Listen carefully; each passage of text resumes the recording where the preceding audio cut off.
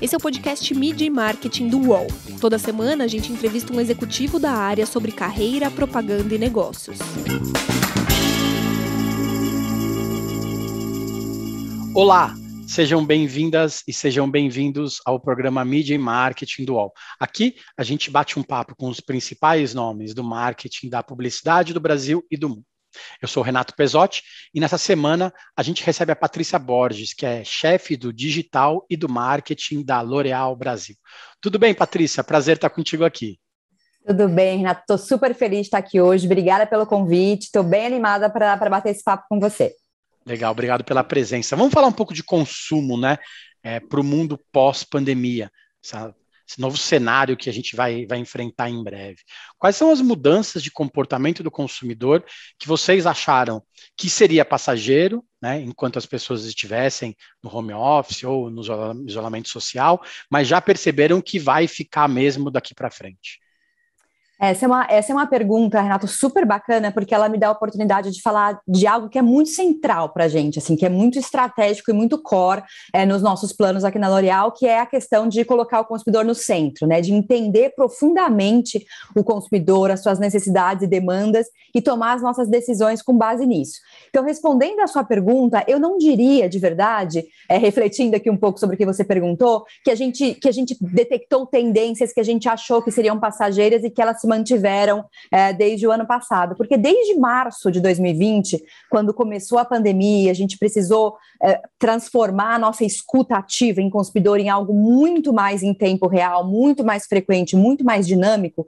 Desde aquele momento a gente tinha consciência, de certa maneira, que a gente estava vivendo algo inédito e algo imprevisível, de certa maneira. Então a gente não tinha muito essa sensibilidade de isso aqui é passageiro, isso aqui não é passageiro, isso aqui vai voltar, isso aqui não vai voltar. O que a gente fez foi ter uma observação muito atenta, uma escuta super ativa, como eu te disse, e a gente foi observando à medida que o consumidor também foi se entendendo naquele novo contexto. O que a gente percebeu, de fato, quando a gente colocou toda uma estrutura voltada para isso, para observar consumidor, escutar consumidor, detectar informação, transformar isso em insight, em estratégia, e a gente percebeu que algumas mudanças, elas foram ficando perenes e se adaptando às novas rotinas.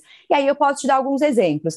O papel da beleza, né? A gente sempre fala que a beleza é uma indústria resiliente e que beleza para os consumidores e consumidoras, principalmente no Brasil, vai muito além de aparência. É algo muito mais profundo. E a gente viu que ali março, abril, maio do ano passado, esse papel ficou ainda mais proeminente, né? A beleza como autocuidado, a beleza como momento meu, a beleza como autoestima, a beleza como empoderamento, ajudando até naquele momento em que tanta coisa complicada estava acontecendo no entorno de cada um de nós, aquele momento meu, né, de cuidado comigo, como aquilo era importante para as consumidoras e para os consumidores, e a gente percebe que isso se mantém, né, isso fica cada vez mais parte da rotina, esse é um ponto super importante. Uma outra questão que já era latente, que já existia, mas que ela tomou outras proporções desde o início da pandemia, a gente percebe que isso também não vai voltar, é a questão de propósito e valores de marca, né? Então, os critérios que os consumidores usam para comprar uma marca, um determinado produto, que vão cada vez mais muito além do funcional, né? Da característica, da qualidade do produto, do que ele entrega, obviamente isso é extremamente relevante, mas os valores, os propósitos, o que aquela marca acredita, o que ela defende, né? Isso ficou muito, muito, muito relevante naquele momento, onde as pessoas queriam entender, né, o que cada marca estava fazendo, o que cada empresa estava fazendo para contribuir com a sociedade, com a comunidade. Então, isso vai ficar cada vez mais forte, eu acho que isso é super relevante, e toda uma questão muito maior de sustentabilidade que também está por trás disso. Então, acho que esses são dois grandes movimentos, autocuidado, autoestima, empoderamento e sustentabilidade como propósito e valor, que emergiu ainda mais forte ali, e eu acho que é algo que é a nova realidade de marketing e de marcas a partir de agora. Legal. Pensando nisso, as pessoas também procuraram saber um pouco mais sobre as empresas, né? Elas tiveram, às vezes, até mais tempo para pesquisar, e a L'Oréal é uma empresa francesa, né? Tem mais de 110 anos, está há 60 anos no Brasil. Que marcas que vocês têm aqui hoje e como que funcionam as divisões da empresa para o consumidor em geral? É legal, deixa eu apresentar para todo mundo um pouco mais de como é que é a L'Oréal, porque a L'Oréal é uma empresa muito interessante, assim, é a maior empresa de beleza do mundo, né, a empresa número 1 em beleza no mundo, que é essa indústria em que a gente atua, como você disse, há mais de 100 anos, mas ela é uma empresa que se comunica com os consumidores, com as pessoas, com o trade, através das suas marcas, né, a gente obviamente a gente fala muito da marca corporativa L'Oréal, mas a gente primordialmente se comunica através de todas as nossas marcas, né? Então acho que isso é legal de contar para vocês. A gente tem 4 unidades de negócio, como a gente chama aqui na L'Oréal, ou divisões, em que a gente segmenta um pouco através do canal e através da forma como as nossas marcas são encontradas e comercializadas. Então, a gente tem no mundo mais de 35 marcas nessas 4 unidades de negócio e aqui no Brasil mais de 20 marcas dessas marcas globais e também marcas brasileiras, que eu já vou falar com vocês, que a gente comercializa no Brasil. Como é que a gente é organizado, né? Só para a gente apresentar um pouco essa estrutura. A gente tem uma unidade que a gente chama de divisão de produtos de grande público, né? Que são os produtos de distribuição mais democrática, de mais fácil acesso e mais massivos, onde a gente tem as marcas L'Oréal Paris, Niel, Garnier, Colorama e Maybelline.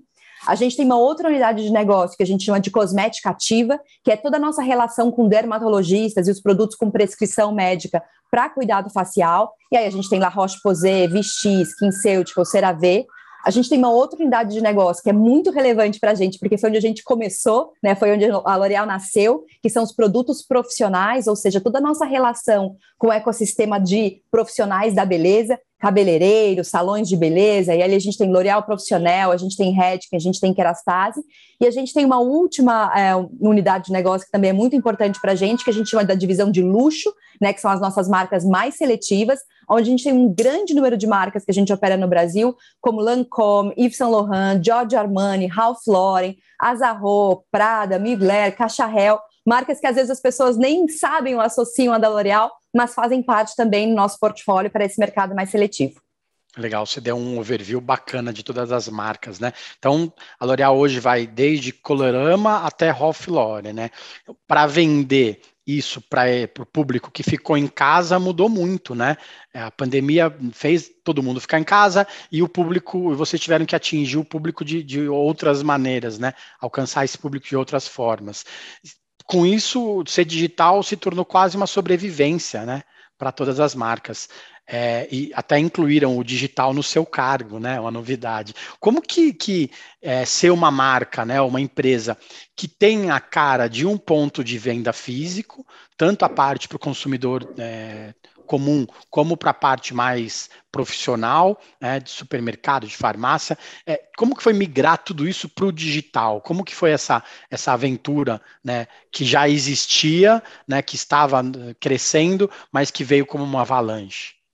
Eu acho que a gente, eu brinco sempre sobre isso, que a gente teve uma grande vantagem competitiva, né, entre aspas, no momento da pandemia, porque a questão da transformação digital, né, e dessa migração que você mencionou, né, da migração de canais, a migração das vendas, a migração dos investimentos, para a gente não foi uma transformação do dia para a noite em virtude apenas do efeito da pandemia e da crise do coronavírus. A L'Oréal é uma empresa que tem o mindset digital, e a gente fala de ser uma empresa digital first, né, o que tem o digital primeiro, quando a gente pensa as nossas estratégias, já consistentemente há muitos anos, né? Então, eu acho que é uma empresa que foi visionária e foi pioneira, e que em 2010 começou esse movimento, né? O Jean-Paul Agon, que era então o CEO do Grupo L'Oréal lá na França, em 2010, teve a visão e anteviu que o futuro dessa indústria, né, o futuro da beleza e das suas marcas, passaria necessariamente pela digitalização. E o Grupo L'Oréal começou ali, naquele momento,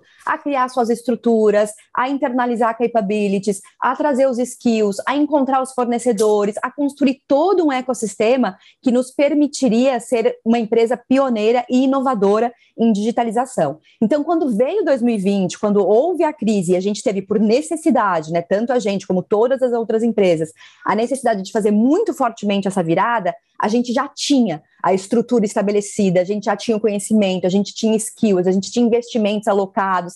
Então, o que a gente precisou fazer de verdade, e isso foi muito relevante, muito impactante para a gente precisou acelerar em progressão geométrica, né? Então, eu sempre falo isso, a gente fez 5 anos em 5 meses, né? Então, a gente acelerou os investimentos, acelerou os resultados, acelerou os planos, mas a infraestrutura, né, o mindset, o pensamento, a prioridade dentro da organização, aquilo já estava estabelecido. E no que isso se traduz, né, de forma mais concreta? Primeiro, nas vendas online, né? A gente já tinha aqui na L'Oréal estruturas muito robustas, tanto do nosso direct to consumer, né, a nossa venda direta, as nossas lojas próprias, onde a gente vende para o consumidor, quanto uma relação forte com e-retailers, que são os nossos clientes offline, que também têm lojas online, com pure players. O que são esses pure players? Né? São lojas que só existem na internet, e também, obviamente, os marketplaces, que são um ecossistema super importante no Brasil. Então, a gente já atuava muito fortemente com grandes parcerias em todos esses canais. A gente precisou acelerar muito a maneira como a gente investe, a mídia que a gente levava para esses canais,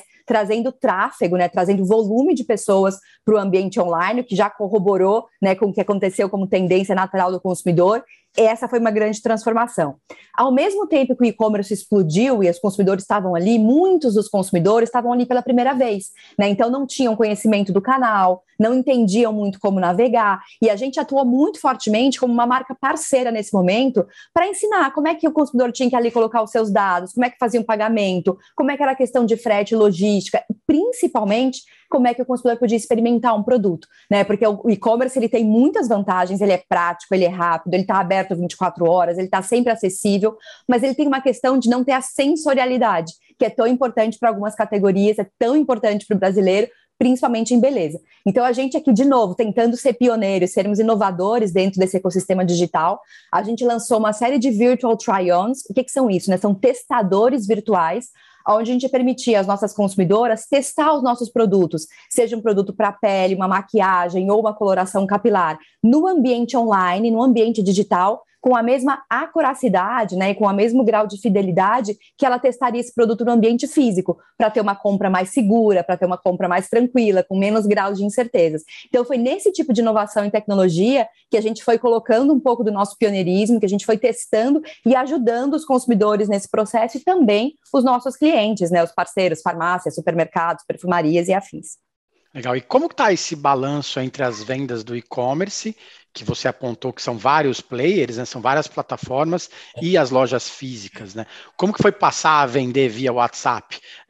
Linha de esmalte, por exemplo, tem uma peculiaridade bacana, que vira e mexe tem uns lançamentos com nomes diferentes, né, com nomes mais engraçadinhos. Como que foi vender esse produto novo via WhatsApp também?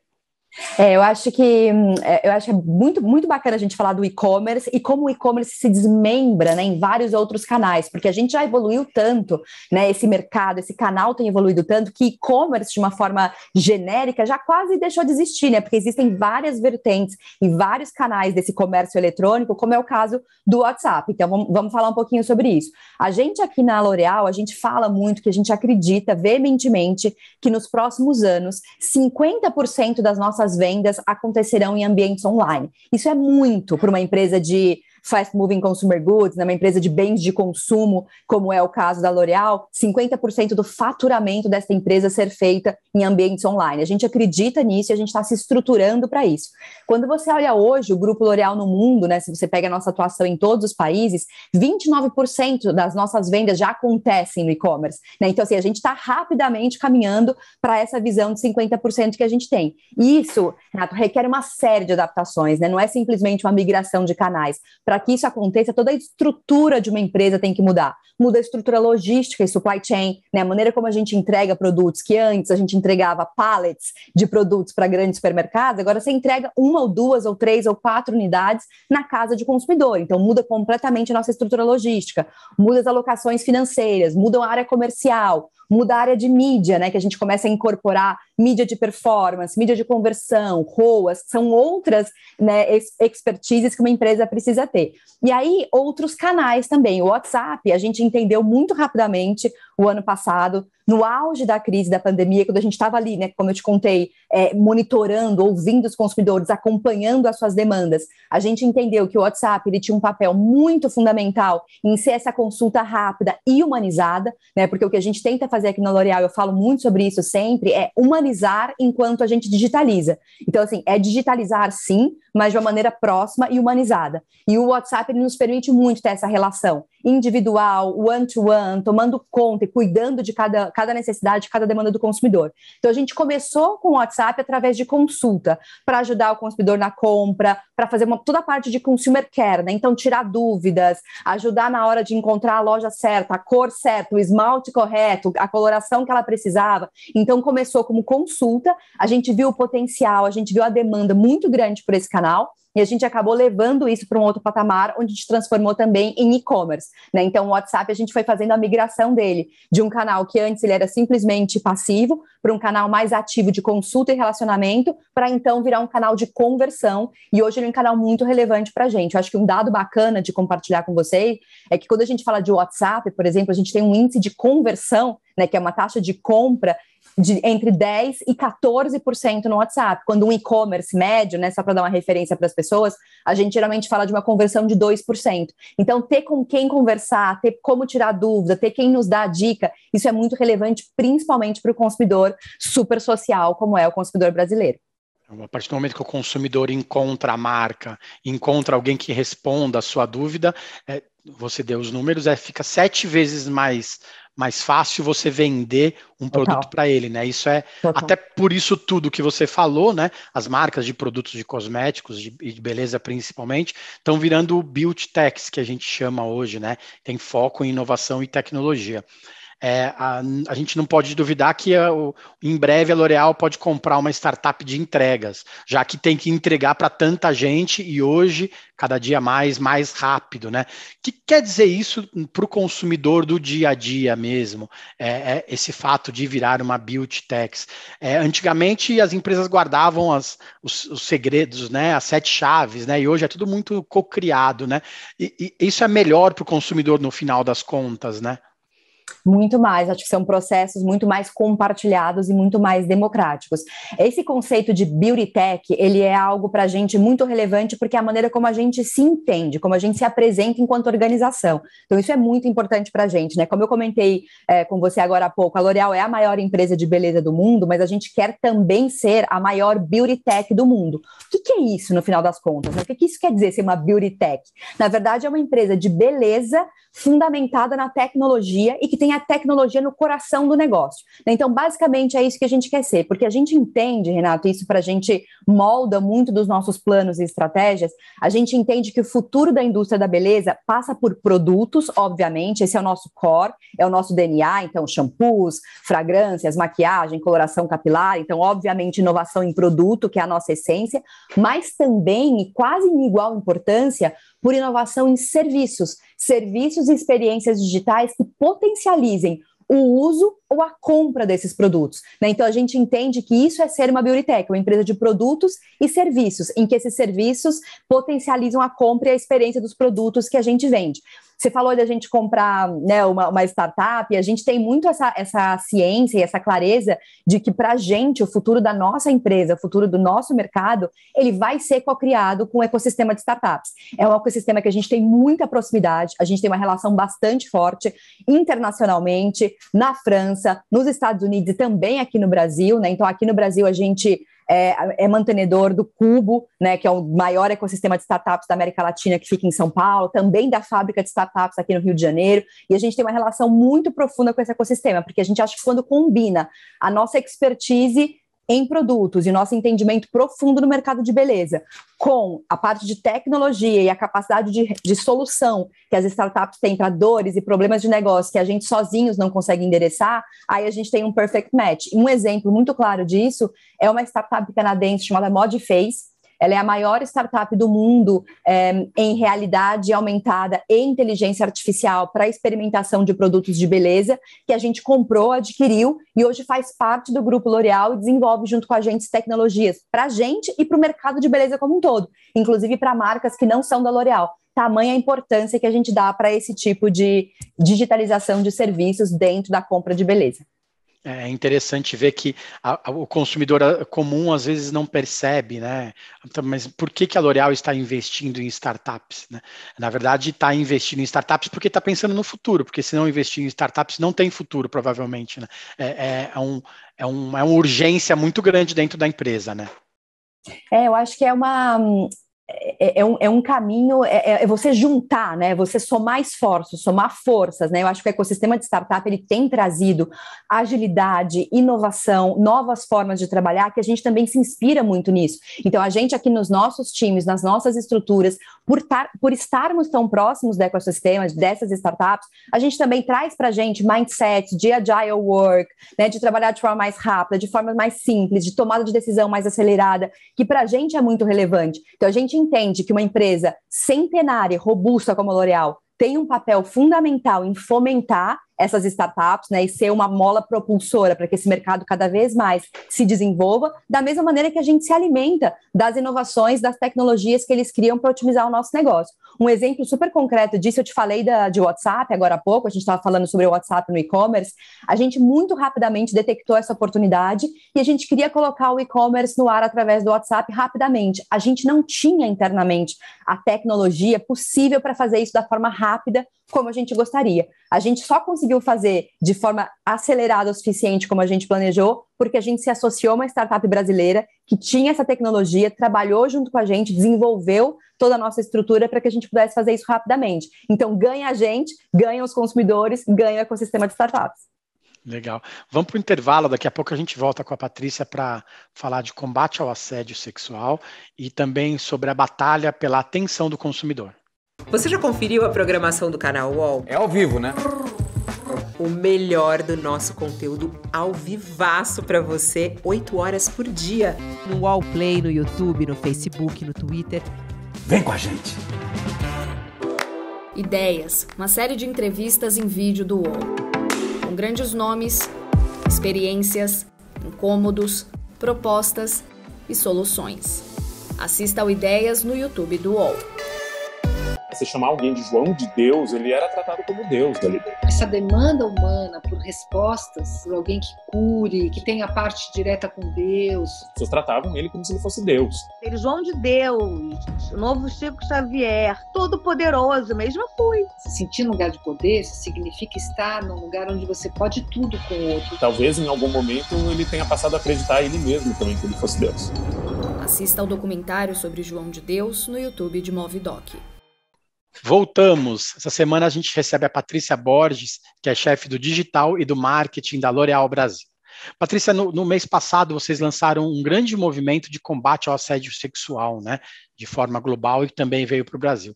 Como que a iniciativa funciona e qual a importância de uma marca como a L'Oréal dar voz, dar relevância para um tema que é extremamente importante nos dias de hoje?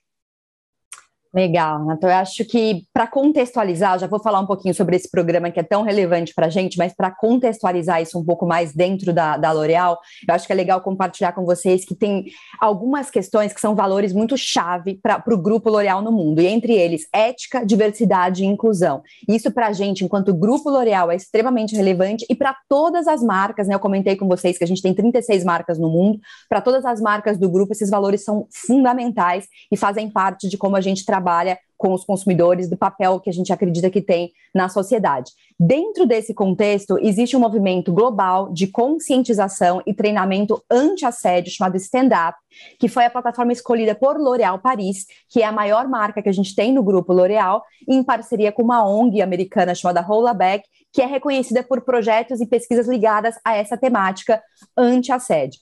Então, a gente, como se associou, né, a marca L'Oréal Paris, junto com a Hollaback, para incentivar esse movimento stand-up de conscientização dentro as mulheres e toda a sociedade em geral. E essa consultoria, eles fizeram um trabalho muito interessante, porque eles investigaram a temática ao longo de muitos anos, né, e foram entender possibilidades de redução desse tipo de incidente com relação às mulheres, que são um canal, um target tão importante para as nossas marcas, e eles detectaram que intervenção é uma forma muito eficaz de você minimizar o assédio para as mulheres. Então, todo esse trabalho do stand-up, ele tem esse papel de conscientização e educação, tanto com as potenciais vítimas, quanto a sociedade como um todo, para que cada um de nós, potenciais vítimas, mulheres, homens ou toda a sociedade no geral, possa entender qual é o seu papel em minimizar. E aí, respondendo um pouco a sua pergunta, a gente acredita que uma marca como a L'Oréal, como grupo, e L'Oréal Paris, sendo a maior marca do grupo, dá voz a esse tipo de temática, é extremamente relevante, porque como eu comentei com você, o nosso papel enquanto marca na sociedade em que a gente atua, vai muito além de ter o melhor produto, o melhor shampoo para lavar o cabelo, para tratar o cabelo, uma grande coloração capilar. A gente tem uma relação com os consumidores que vai muito além disso. Então, trabalhar fortemente naquilo que a marca acredita. E no nosso caso, mulheres em situação de vulnerabilidade, é algo extremamente relevante, consistente no nosso trabalho que a gente vai continuar fazendo. E aqui no Brasil isso tem ainda mais importância, né? A gente está no momento que as pessoas têm que se sentir envergonhadas, né? De assediar sexualmente ou moralmente as outras, né? Então a L'Oréal tem que fazer esse papel de educação também na sociedade, né? Não seria papel da empresa, mas hoje, como a gente bem sabe, as empresas são mais relevantes do que o governo, do que algumas instituições, né? Então a empresa tem que fazer a parte dela também socialmente falando, né?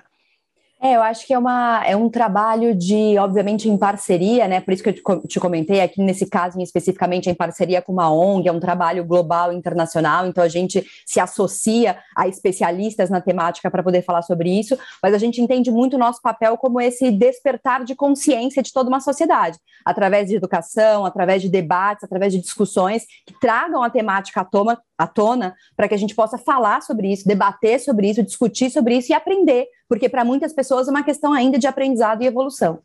Legal. Vou te fazer uma pergunta específica do mercado brasileiro, né? Como que é o desenvolvimento de produtos para o público brasileiro, que é diferente, né? Na maior parte das vezes do público dos seus consumidores na França, dos seus consumidores dos Estados Unidos, né? O que tem de diferente para a gente aqui que vocês têm se dedicado ultimamente? O mercado brasileiro, Renato, isso é legal de compartilhar com você, o mercado brasileiro é extremamente estratégico para a indústria da beleza como um todo e, obviamente, consequentemente, também para o grupo L'Oréal no mundo. Por que isso, né? Porque o Brasil, ele é o quarto maior mercado de beleza do mundo. Então, é um mercado muito relevante, é um mercado enorme, né, em termos de potencial de consumidores e milhões de consumidores, e um mercado onde a gente tem uma relação com a beleza muito próxima, muito intensa. Então, isso faz com que seja um mercado muito relevante para a inovação. É um mercado onde o consumidor é muito sedento a novidades, a gente experimenta muito, a gente testa muita coisa, e isso faz com que seja um mercado bastante aquecido. E aí tem algumas outras questões que, além disso, fazem esse país ser ainda mais interessante para a inovação de produto, que é o fato da nossa diversidade de etnias, de tipos de cabelo, de tipos de pele que existem aqui, quase que em poucos países do mundo com tamanha diversidade. Então, quando a gente fala, por exemplo, em tipos de cabelo, se a gente pega todos os tipos de cabelo, do mais liso ao mais crespo, que a L'Oréal cataloga no mundo, no Brasil a gente tem todos, né? A gente tem toda essa diversidade presente. Tipos de pele, né? Então, quando a gente fala de tonalidade, tipos de pele, a gente tem mais de 60 tipos catalogados no mundo, no Brasil a gente tem 90% deles, né? Então, assim, é um mercado muito diverso, a nossa beleza é muito diversa, e isso nos torna muito relevante, nos torna um playground para a inovação. Não por acaso a gente tem aqui no Brasil, no Rio de Janeiro, um centro de pesquisa e desenvolvimento para inovação de produtos muito relevante para o grupo, onde a gente lança, né, a gente testa e lança e inova os produtos para o Brasil e também depois a gente exporta isso para outros mercados do grupo. Principalmente quando a gente fala de cuidado capilar, né? No Brasil, a gente tem um trabalho muito grande com reparação capilar e cuidado capilar e proteção solar, que é algo também muito relevante no Brasil. Então, para essas duas temáticas, hoje, a gente é um centro de inovação da L'Oréal para o mundo, né? Eu acho que isso é um motivo de super orgulho para a gente. Legal, e com tantas tonalidades, como você mesmo falou, existem muitos produtos, né? Com o lançamento de muitos produtos, muitas vezes as marcas, elas contratam embaixadores, né, influenciadores, criadores de conteúdo para fazer essa comunicação para o público em geral, né, principalmente o mais nichado. Para vocês isso ainda se tornou muito mais relevante, né, com o passar do tempo. Como que é feita essa seleção hoje, né? O quanto que é perigoso atrelar a marca, o nome de uma marca tão importante como a L'Oréal, a uma pessoa que está suscetível a erros do dia a dia? Que cuidados que vocês tomam hoje em dia com isso? Eu acho que influenciadores já são há algum tempo uma parte fundamental da nossa estratégia, porque é aquilo que eu te comentei, né? A gente tem a questão de olhar para onde está o consumidor, o que é relevante para o consumidor, o que o consumidor consome em termos de conteúdo, em termos de mídia, e obviamente influenciadores e redes sociais estão nas grandes prioridades do consumidor hoje, principalmente quando a gente fala de targets mais jovens, de marcas que atingem consumidores mais novos. Então, nesse sentido, influenciadores são extremamente relevantes para a gente, à medida que a gente foi desenvolvendo também uma alta expertise e uma relação bastante intensa com aqueles que trabalham com a gente. Para a gente, o principal fator, na verdade, tem dois fatores que são muito importantes. Primeiro, uma coincidência de valores, né? Então, a gente olha muito para isso. Se os valores daquela pessoa, de determinada pessoa, e não tem nada a ver, né, num ambiente super diverso, quando a gente está falando de tipos de pessoa, estilos de pessoa, tipo de beleza, mais valores, que eles se coincidam com aquilo que a gente quer comunicar na L'Oréal. E um segundo ponto muito importante é a autenticidade. Então, a gente não olha para número de seguidores, qual que é o engajamento, mas aquela pessoa, ela tem credibilidade para falar daquela temática, aquilo faz sentido dentro do universo dela, é algo que a audiência dela está acostumada a ver. Então, para a gente, aquilo ser autêntico, aquilo ser verdadeiro, fazer sentido dentro da narrativa que o influenciador já tem, é muito relevante para a gente, porque fica muito melhor para a marca, fica mais natural para o influenciador e mais verdadeiro para a audiência. Então, se a gente vai falar, por exemplo, de cuidado facial, a gente vai buscar pessoas que já falam sobre isso, que se interessam por isso, que aquilo faz parte do universo delas, para que não fique algo extremamente publicitário ou puro, mas que faça parte de uma relação mais profunda. E muitos desses influenciadores, inclusive, trabalham com a gente, dando feedback sobre produto, ajudando em cocriação, ajudando em criação de campanha e conteúdo. Então, acho que são relações que vão ficando cada vez mais maduras para que elas sejam aí autênticas e verdadeiras, né? E com isso, a pulverização, a fragmentação da mídia, ela fica muito mais escancarada, né? Como que vocês trabalham isso também em relação à quantidade de marcas que vocês têm? Vocês trabalham com diferentes tipos de público, né? Financeiramente falando. Como que é essa fragmentação? Como que é administrar esse budget tudo, tanto na área digital quanto na área offline, né? A gente tem e aí eu estou falando aqui especificamente dos times de mídia, né, os times de conteúdo, os times de redes sociais. A gente tem um desafio delicioso, é um desafio, mas é uma delícia também. Como eu comentei com você quando a gente estava falando um pouquinho de quais são as nossas marcas e os nossos produtos, a gente vai de Miele, Colorama, que são super acessíveis e grande público, a Yves Saint Laurent, Giorgio Armani, a Ralph Lauren, passando por um monte de coisa aí no meio. Então são públicos diferentes, são objetivos diferentes, são formas de comunicação diferentes, em meios também diferentes para atuar com essas marcas. Então, a primeira coisa para a gente não tem one size fits all, né, uma receita de bolo que sirva para tudo. A gente trata cada marca como uma, cada negócio como específico e cada consumidor com uma relação com a marca específica como um único negócio, um único business. A gente não tem um gerenciamento geral de tudo, né? A gente tem, obviamente, quando a gente fala como é que a gente vai gerir esse budget, né, que foi a sua pergunta, a gente não coloca isso num bolão e depois aí sai distribuindo entre as marcas. Então, cada negócio ele é unificado, é único, uma estratégia específica, proprietária, considerando aquele consumidor. E hoje a gente tem um universo, obviamente, de mídias muito mais diverso, né, de possibilidades de alcançar aquele consumidor, de entrar em contato com um determinado consumidor. Então, hoje a gente faz, obviamente, mídias e meios muito mais massivos e de grande público, como é o caso de TV aberta, como é o caso de out of home, como é o caso de TV por assinatura, em que geralmente a gente está falando de produtos de grande público, e a gente vai indo para mídias mais seletivas, como é o caso de Connected TV, novas plataformas, e a gente trabalha as marcas mais seletivas. Então, de acordo com o consumidor que consome determinada marca, é que a gente cria a estratégia de mídia e comunicação daquele produto em específico. Você tem 3 filhos, né? Todos com menos de 10 anos. Como que foi administrar um cargo que é super importante, globalmente falando, com o dia a dia deles em casa, né? E o que fica de lição, se você pudesse dar uma lição para mulheres que têm 3 filhos e tiveram que trabalhar em casa e agora vão ter que voltar para o escritório, o que fica de melhor e de pior dessa época de pandemia?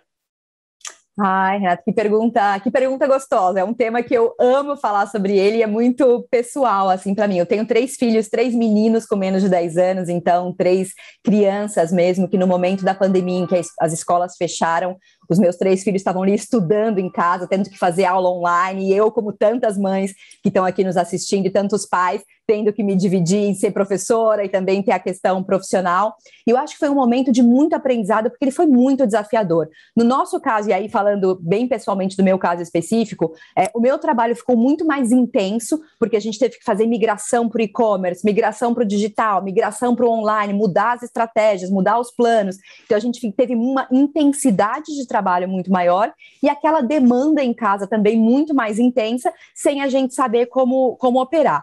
Eu acho que teve muitos desafios, teve momentos da gente falar, isso aqui não vai dar certo, a gente não vai dar conta, eu comigo mesma, em alguns momentos, a gente chora em casa, a gente fala isso aqui, mas a gente percebe que a gente dá, né? Então eu, as mulheres que estão aqui, os pais que têm filhos pequenos, então, e aí cada um, eu tô falando de filho porque é a minha realidade, mas cada um com as suas dificuldades, eu acho que o grande aprendizado é que a gente consegue. Né, a gente erra, a gente acerta, a gente aprende, a gente se apoia numa rede de apoio importante, a gente se une como família, e eu sempre falo que eu vivi experiências com os meus filhos aí desde março do ano passado, que não fosse a pandemia também não teria tido a oportunidade de estar tão perto do desenvolvimento deles na escola, de estar tão junto das atividades que eles estavam fazendo, de me integrar muito mais com a atividade escolar do que eu tinha a oportunidade de fazer antes. Então, com todos os desafios, com todas as dificuldades, também tem muitos ganhos na relação familiar que ficam, que se mantêm, e eu acho que a gente sai disso, eu saio disso muito transformada, uma mãe melhor, uma mãe mais presente, uma profissional também que entende que é preciso fazer escolhas e que a gente tem que fazer as escolhas, que tem que confiar mais no time, a gente tem que se dividir mais, a gente tem que delegar mais e no final as coisas dão certo, as coisas saem. A gente sempre fala, o ano de 2020 foi um dos melhores anos da L'Oréal no Brasil nos últimos 10 anos, foi um ano muito positivo de resultados, onde eu estava vivendo essa experiência e todos nós, toda a empresa estava vivendo experiências parecidas em termos de desafios pessoais e profissionais que a gente estava conciliando. E a gente fez, né? Porque a gente consegue, porque a gente se junta, porque a gente se une em torno de um propósito. Então saímos todos transformados e saímos todos maiores, eu acho, disso tudo. Legal. E agora, voltando para o escritório, como que vai ser essa desconexão do dia a dia, né? De estar em cima das crianças? Você vai conseguir ou vai dar aquela dorzinha no coração todos os dias, mais do que normalmente? Não, eu confesso que eu tô feliz de voltar. Eu acho que assim, crianças precisam estar na escola, né? É um ambiente muito mais saudável para eles, né? Um ambiente de aprendizado, de socialização, de amigos. Eu acho que eles só têm a ganhar nesse ambiente. Mas eu acho que eu tive aprendizados como mãe, né? De processos, da relação com os professores, da relação deles com a escola. São 3 filhos, então da individualidade de cada um, do momento de cada um, as necessidades de cada um, que são aprendizados que eu não vou abrir mão, né? Então acho que isso agora eu vou aproveitar os momentos em que a gente está junto, transformar esses momentos em algo ainda mais produtivo e pegar um pouquinho ali do que eu aprendi no último ano e meio para continuar aplicando. Mas fico feliz de estar voltando para o escritório, porque acho que também a conexão humana com o time é muito relevante para que a gente possa também celebrar as nossas vitórias, falar dos nossos desafios e estar junto. Fico muito feliz que meus filhos voltaram para a escola, mas a gente sabe que o modelo agora é híbrido e que a gente vai viver um pouquinho de cada parte, continuar tentando equacionar os pratinhos, que é o que nos faz mães, pais e profissionais melhores, né? Legal. Quem que te inspira hoje?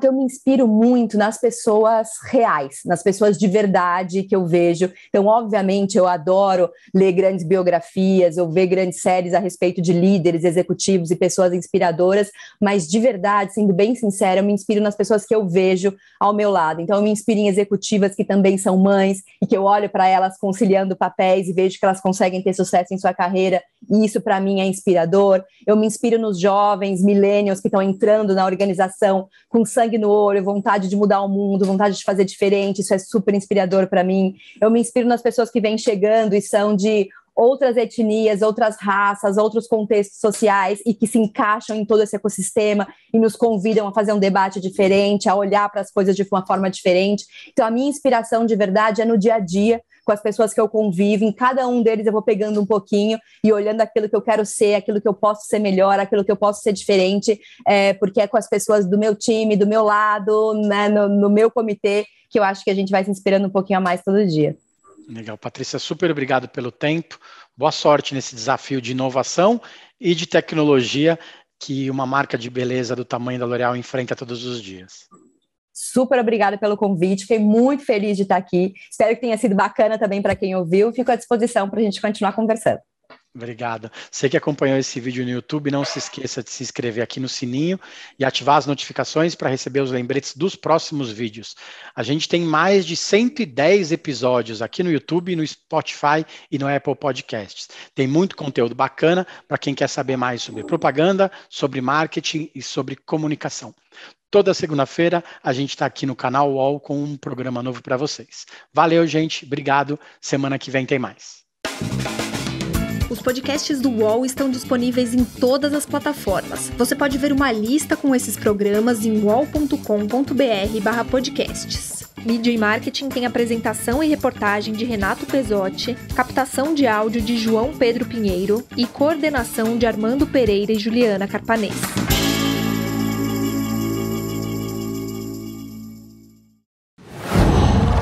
UOL.